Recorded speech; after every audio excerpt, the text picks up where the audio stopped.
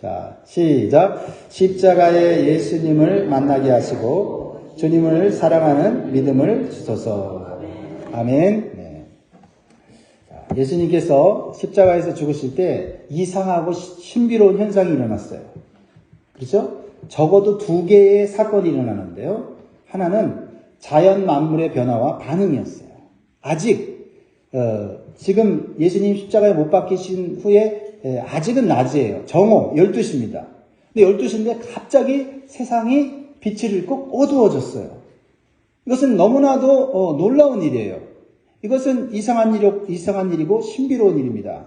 44절에 보니까 때가 제60쯤인데요. 해가 빛을 잃고 온 땅에 어둠이 임하여 제9시까지 계속하며 가장 밝아야 할 때 가장 어두워진 거죠.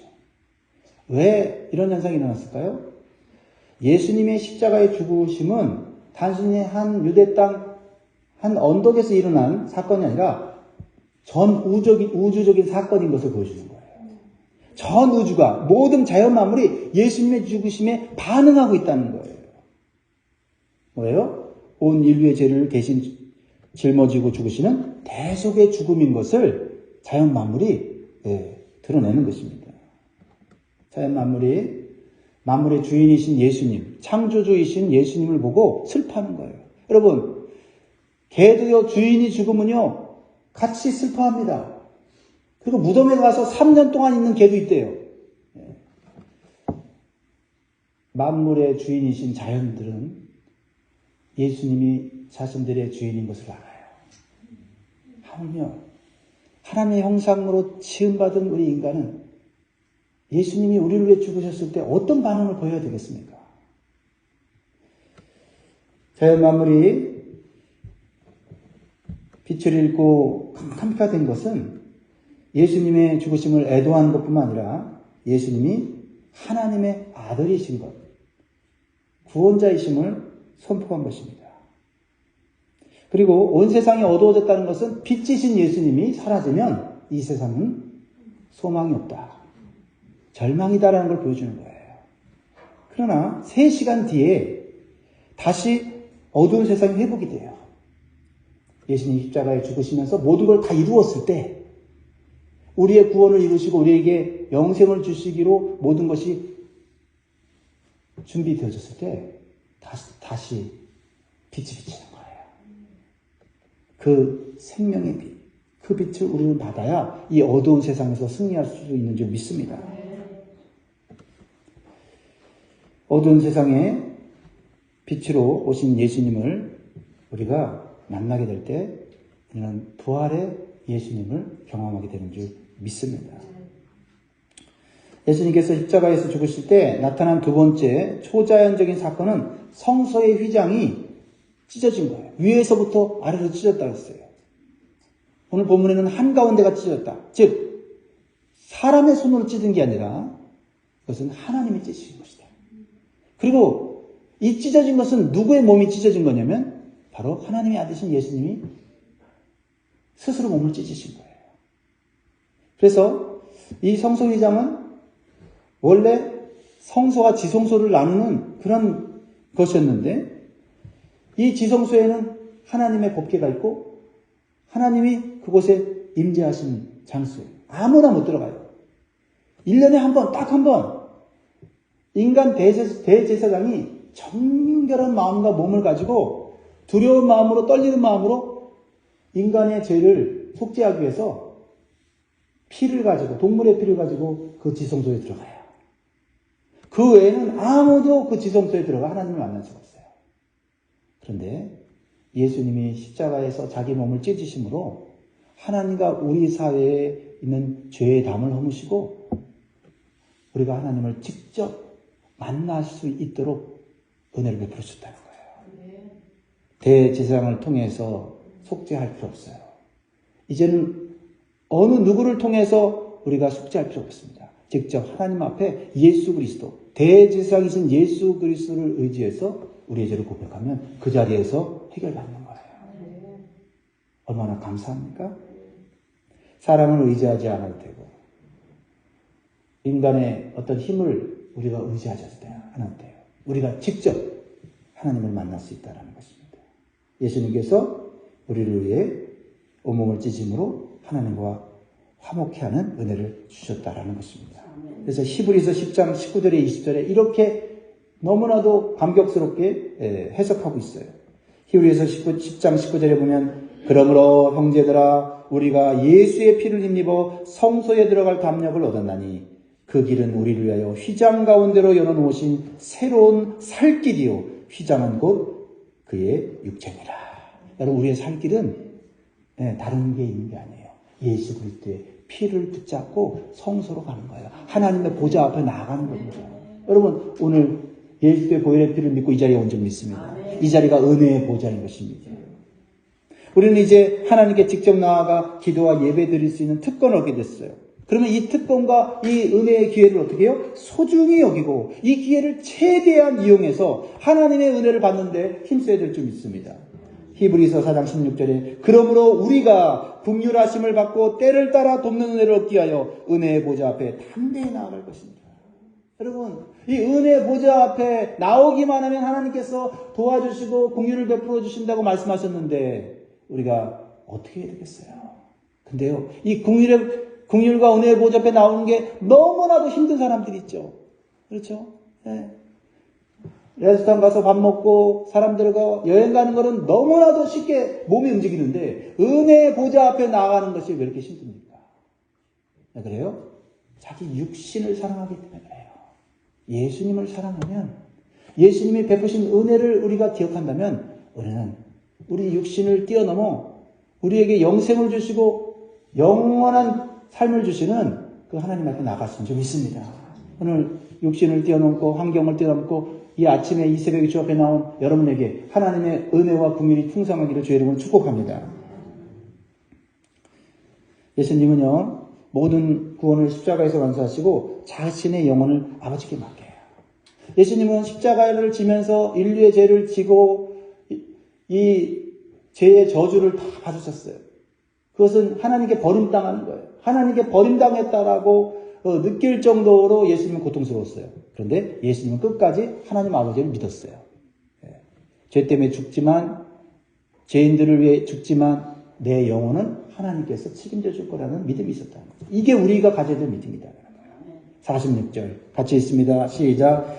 예수께서 큰 소리로 불러 이르시되 아버지 내 영혼을 아버지 손에 부탁하나이다 하고 이 말씀을 하신 후 숨지니라. 하나님 아버지에 대한 온전한 믿음과 신뢰가 있었기에 예수님은 끝까지 우리를 위해 십자가에서 고통과 아픔을 참으시고 승리하신 줄 믿습니다. 하나님만이 영혼을 소생시키시는 분임을 보여주는 거예요. 우리도 예수님처럼 우리의 영혼을 하나님께 맡길 수 있는 믿음이 있어야 할 줄 믿습니다. 영혼을 맡길 수 있는 성도는 육신의 죽음도 우리의 삶의 어떤 고통도 이겨낼 수 있어요. 이 육신은 언젠가는 흙으로 돌아갑니다. 잘난 사람도 잘생긴 사람도 능력 있는 사람도 신분이 높은 사람도 다 똑같이 흙으로 돌아가요. 그 육신을 위해서 우리는 사는 존재가 아닙니다. 우리는 영혼을 위해서 사는 존재예요. 하나님께서 우리의 영혼을 책임져 주십니다. 누구 때문에? 예수 그리스도께서 흘린 피 때문에.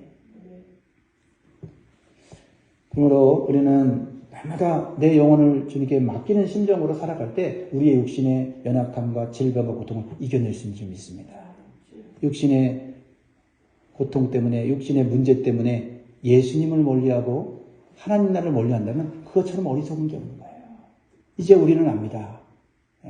우리가 영혼을 가장 소중한 것임을 영혼이 가장 소중한 것임을 우리는 알아요. 그 영혼은 우리 주님께서 거룩한 피로 씻으셨어요. 그 영혼이 살면 우리의 육체도 다시 부활하게 되는 것입니다. 여러분, 십자가의 예수님을 만난 사람들은요, 믿음과 삶의 변화가 있나요?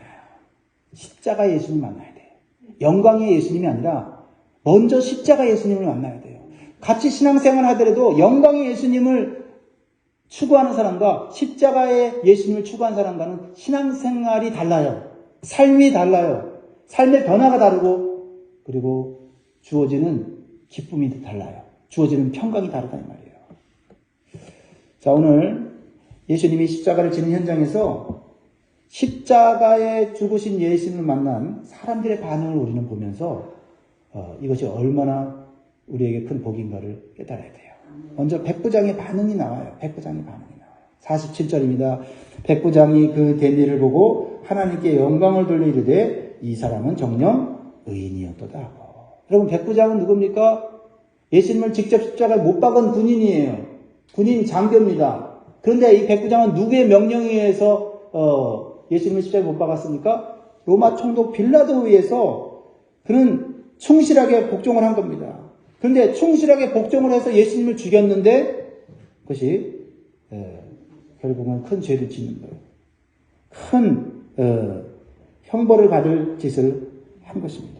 그런데 예수님께서 십자가에서 죽어가시면서 하신 그 말씀, 저들의 죄를 용서해 주십시오. 그리고 자연 만물이 갑자기 빛을 잃고 어두워지는 이 초자연적인 현상을 보면서 이 로마 백부장은 느끼는 거예요. 여러분, 십자가에 달리신 예수님을 우리가 진정으로 만나면 영적으로 느껴요. 아, 저분이 하나님의 아들이구나. 죄 없이 죽으셨구나라는 걸 느낄 수가 있는 거예요. 이거는 말로 설명하는 게 아니에요. 하나님은 살아계시기 때문에 우리가 만나면 느낄 수 있어요. 할렐루야. 그러니까 우리가 하나님을 못 만나고 예수님을 못 만나는 사람들은 어떤 사람들이냐? 영광의 예수님, 영광의 하나님을 만나려고 하기 때문에 그래요. 즉 육신을 위한, 육신의 형통을 위한 하나님, 육신의 형통을 위한 예수님 만나고 하니까 십자가 예수님 못 만나는 거예요. 십자가 예수님 만나서 내 죄 사함을 받아야 우리의 삶이 형통하게 되는 줄 믿습니다. 백부장은 자신이 큰 죄인인 걸 깨달았어요. 그래서 이 사람은 정녕 죄 없는 의인이다, 하나님의 아들이다 라고 고백할 수밖에 없었다는 겁니다. 그러면 예수님을 십자가에서 뚫어져나 지켜보던 무리들은 어떤 변화가 일어납니까? 한번 48절 보세요. 이를 구경하러 모인 무리도 그 된 일을 보고 다 가슴을 치며 돌아가고. 여러분, 양심의 화인 맞은 자가 아니면, 양심의 화인 맞은 자, 마귀에게 완전히 사로잡힌 심령이 아니고는 예수님의 십자가를 보게 되면 가슴을 치게 돼 있어요. 여러분, 여기 무리들은 누구냐? 6월절 명절에 해외에서 온 순례객들이에요. 6월절 지키려고 온 순례객들. 디아스포라 유대인이기도 하고 또 개종한 이방인들이 예루살렘에 온 거예요. 근데 십자가를 지는 죄수들이 있다 보니까 왔다가 보니까 그 가운데 십자가에 못 박혀 죽으신 그분이 예수님인 걸 깨달은 거예요. 메시아인 걸 깨달은 거예요. 그리고 방금 전에 대제사장들에게 선동되어서 예수님을 십자가에 못 박으라고 막 외쳤던 그 무리들은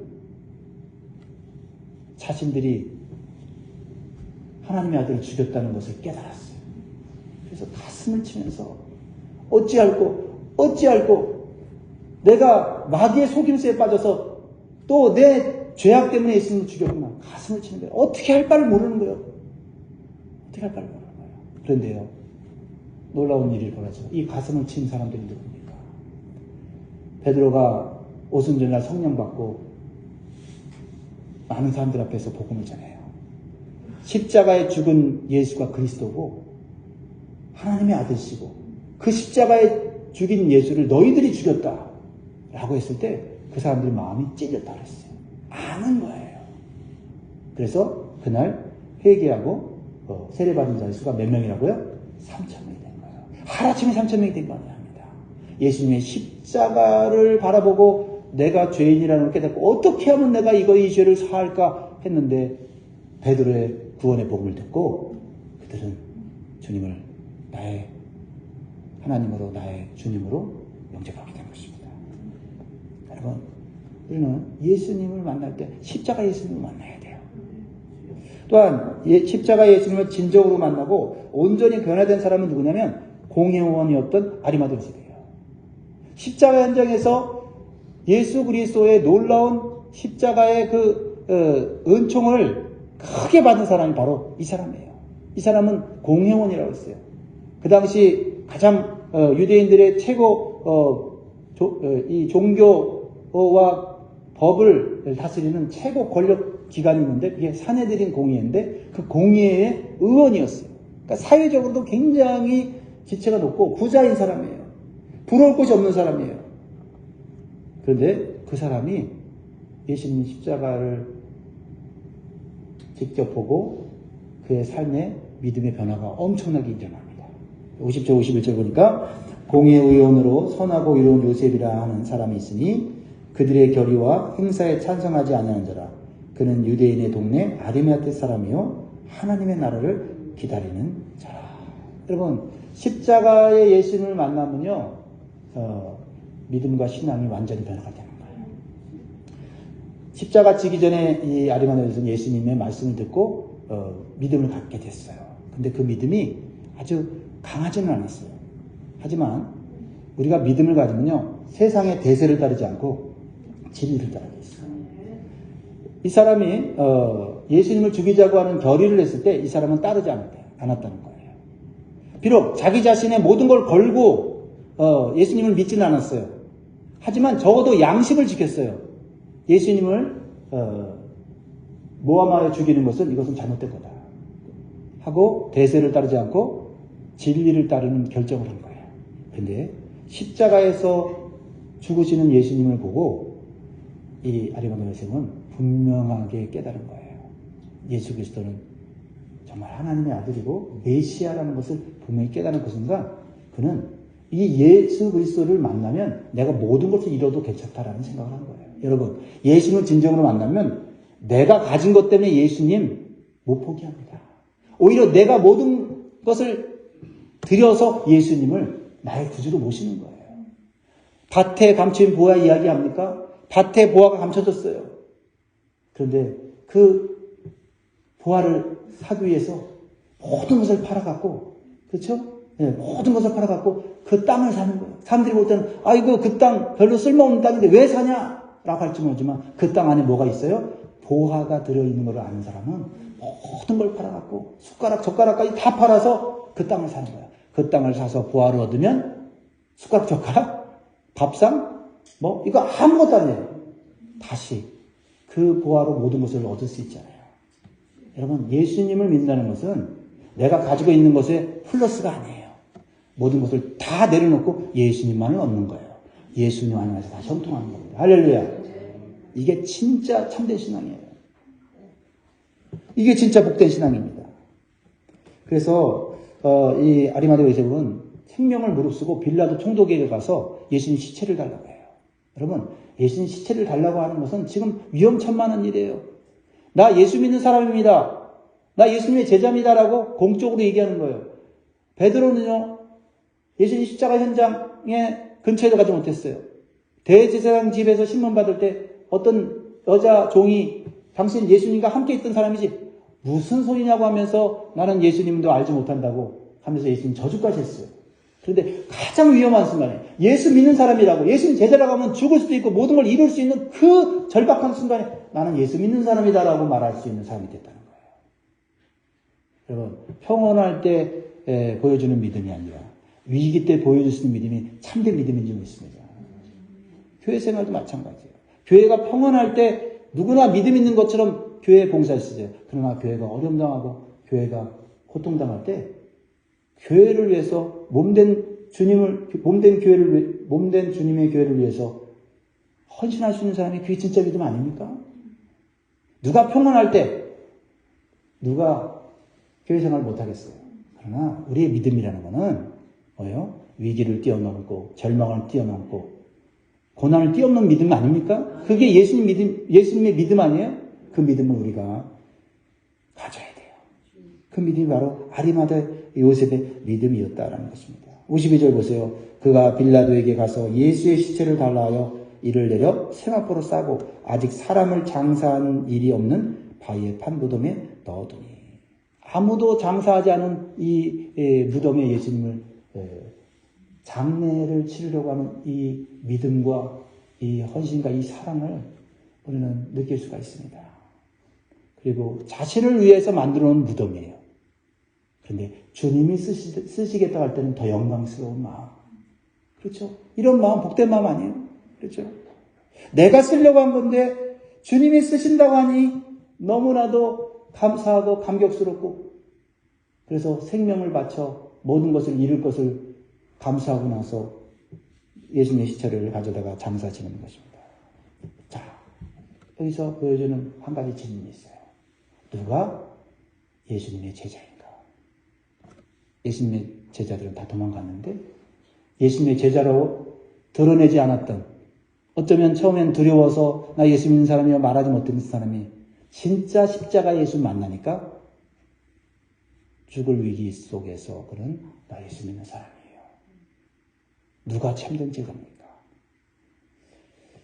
그렇습니다. 여러분, 이런 신앙을 가진 자는 어떤 신앙인가? 첫 번째로는 하나님 나라를 바라보는 신앙이다. 이 땅 나라가 아니라 하나님 나라를 바라보는 신앙이 그렇게 할 수 있다.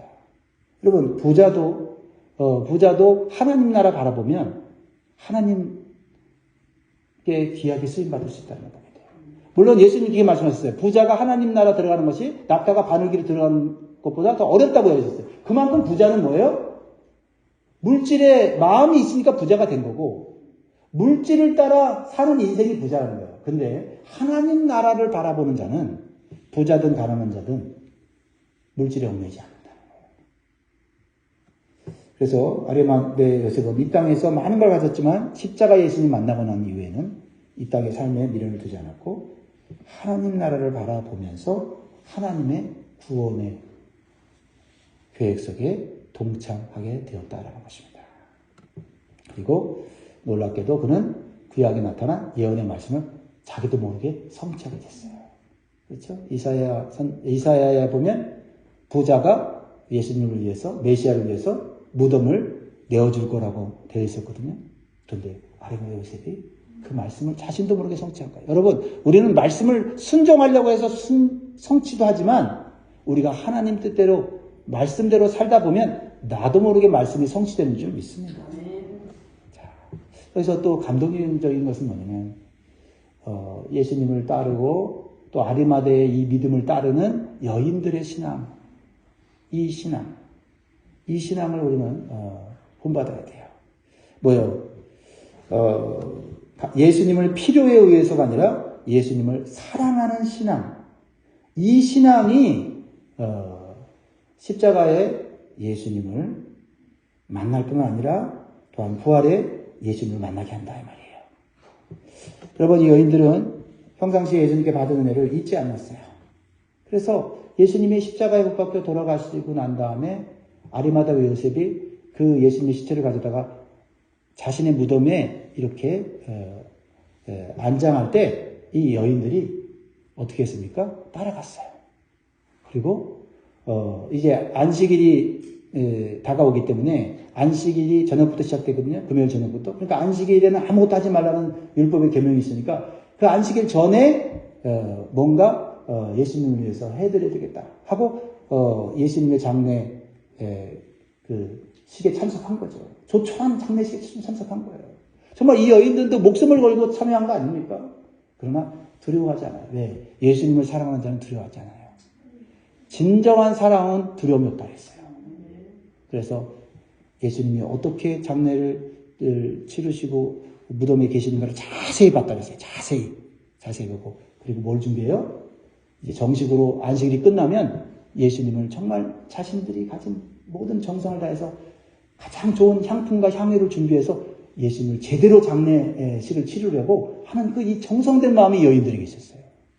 참, 이 기독교의 신앙은 뭐 남자, 여자를 구분하지 않고 오히려, 여성들을, 뭐 인권이나 여성들의 어떤 그 지위를 높여놨지만, 그러나 정말 그 예수님을 사랑했던 그 여인들을 보면, 정말 그럴 만한 대우를 받을 만하다. 그렇죠? 예수님의 부활을 처음으로 만난 사람들도 여인들이에요. 그렇죠?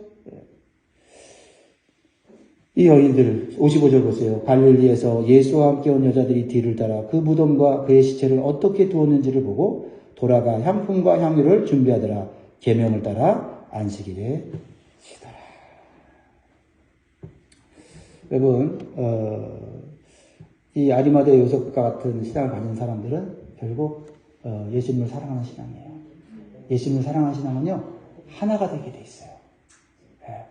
우리가 서로 사랑하자 이렇게 하고 사랑이 되는 게 아니에요. 예수님을 사랑하면 예수 믿는 사람들은 따라가겠어요. 아리마다 요셉이 위험을 무릅쓰고 예수님의 시체를 가져다가 장례식을 치르니까 아리마다 요셉과 전혀 상관없는 여인들이 그 무덤가에 가서 예수님의 장례식을 준비하잖아요. 우리 안식일 끝나면 예수님 향품 넣어드려서 적성껏 우리 사랑하는 예수님 장례식 해드리자. 비록 아직 부활할 것은 알지 못했지만 그러니까 어떻게 됩니까? 믿음 안에서 하나가 되는 거예요. 하나님 나라를 바라보는 자들도 하나가 되고요. 예수님을 사랑하는 자들도 하나가 되는 거예요. 할렐루야. 오늘 우리는 하나가 된 적이 있습니다. 무엇보다도 예수님을 끝까지 따라가는 신앙이에요. 여러분 예수님 끝까지 따라가지 못하는 안타까운 사람들이 얼마나 많습니까? 여러분 넘어지고 자빠져도 끝까지 예수님 따라가는 자가 복된 자를 좀 있습니다. 왕년에 나 여전도 회장했어, 남전도 회장했어, 나 교회에서 내가 엄청난 프라젝트를 했어, 사역을 했어. 그래도 예수님 끝까지 따라가지 못하면 그 사람은 자기를 위해서 일한 거지 예수를 위해 일한 거 아닙니다. 예수님을 위해 일한 사람은 자충우돌 자빠지고 쓰러지고 하면서도 끝까지 따라가는 거예요. 왜요? 사람 때문에 넘어지고 사람 때문에 시험당하고 사람 때문에 고통당하지만 내가 누구 때문에 예수 믿는 거예요? 예수님 때문에 십자가 예수님 때문에 예수 믿는다고 하면 잠깐 넘어질 수 있어도 다시 일어나는 거예요. 근데 나를 위해서 사람을 위해서 신앙생활하는 사람은요 아무리 인정과 칭찬받아도요 끝까지 못 갑니다. 여러분 보세요. 끝까지 가는 어떤 사람인가? 대단한 사람 아니에요. 맨날 하나님께 회개하고 하나님 난 부족합니다 이러면서 기도하면서 눈물을 흘리면서 주님의 성령의 능력을 의지하면서 가는 사람이 좀 있습니다. 여러분 그러니까 여러분 잘하려고 하지 말고 올바른 방향으로 가려고 노력합니다. 그러면 주님께서 여러분을 영원한 천국까지 인도해 주실 줄 믿습니다. 그러므로 우리는요 3가지 따라합니다. 하나님을 바라보는 자, 예수님을 사랑하는 자, 예수님을 끝까지 따라가는 자. 이런 사람이 예수 안에서 하나 되는 거예요. 우리 이 새벽에 나온 우리 성도들끼리 다시 한번 우리 서로를 바라보면서 우리는 주 안에서 하나 됐습니다. 우리 고백합시다. 기도하겠습니다.